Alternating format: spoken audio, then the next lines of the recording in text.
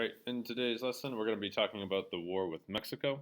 Your learning objectives will be to identify the significance of James K. Polk's election in 1844 to the territorial gains in the Western Territories.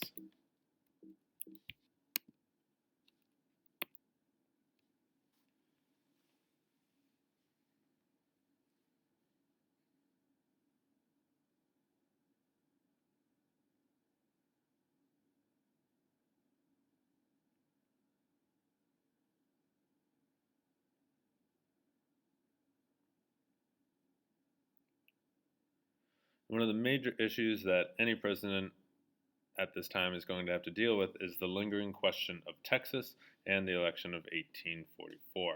Again, Americans are still going with this idea of manifest destiny. That's their God-given right and duty to conquer the whole continent.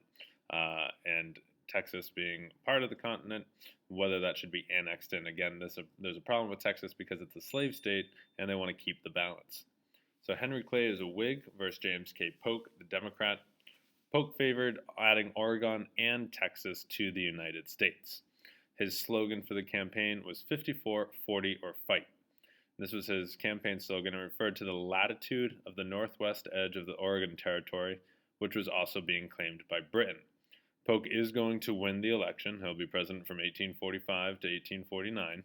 And in 1846, he signs the Oregon Treaty with Great Britain, which gives the territory to the United States, but also allows the British navigation rights on the Columbia River, which goes through Oregon. Now we have to answer the question about Texas. President John Tyler pushed the annexation resolution through Congress before Polk could take office. He kind of wanted to claim credit for it.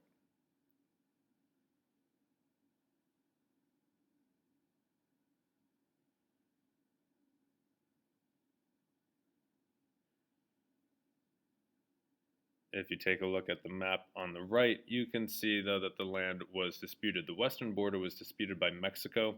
America believed that they were going to control Texas all the way to the Rio Grande. The Mexican government said that the Americans and the Texans only controlled up to the Nueces River.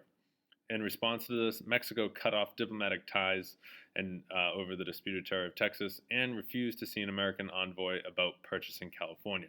So again, the United States is very, very set on this, completing this idea of manifest destiny, getting as much as Texas as they can, and even taking California from Mexico. But Mexico doesn't want to have anything to do with this, and they want to keep this land as well that they just won from Spain.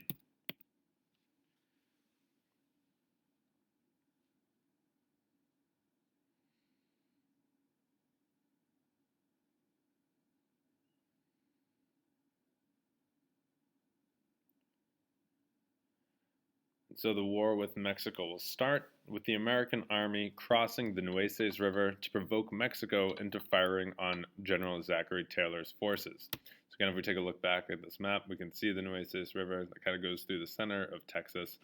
That's where Mexico says the United States border is. They've annexed Texas. The forces cross. Technically, according to Mexico, they're invading Mexican land. That's an act of war, and so they fire upon Zachary Taylor's troops. Congress declared war on May 13, 1846, and a call for 50,000 volunteers went out to try and capture parts of New Mexico and California territories. If Mexico is not willing to sell this land or give it up to the United States, the U.S. is going to take it by force.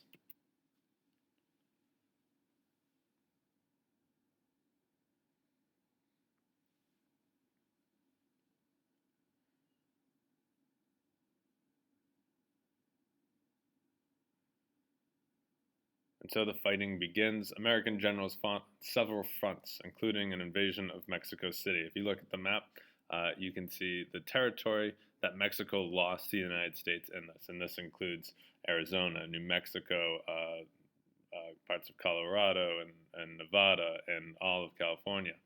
And you can see the battlefronts that they went on. They came from the Pacific Ocean, they came from the north, they came from the Gulf of Mexico. So it was an all-out assault on Mexico. They could have taken Mexico, but they surrounded and forced them to surrender and give up all of that land. Rebels were already fighting Mexico and California. just like the Texans were fighting Mexico and Texas, Californians are already fighting there. And in 1846, they declared their independence as the Bear Flag Republic. Just as Texas did, though, as soon as they declared their independence, they asked the United States to annex them as part of the United States.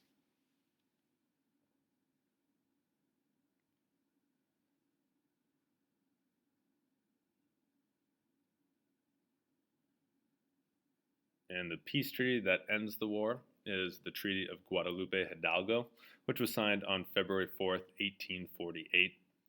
California and New Mexico became American territories called the Mexican Cession. Cession is from the word cede, one of our vocab words, which means to give up by treaty. They were forced to sign this treaty because they'd been defeated in war. The U.S., though, isn't going to be completely mean. The U.S. is going to pay $15 million to Mexico, and they're going to absorb $3.5 million in debt. When you say you absorb debt, you basically write it off. You say, well, you owe us $3.25 million. We're not going to collect that. Just don't ever pay that. So really $18 million for the Mexican cession lands. The United States has now completed this idea of manifest destiny, and the country stretches from the Atlantic to the Pacific Ocean.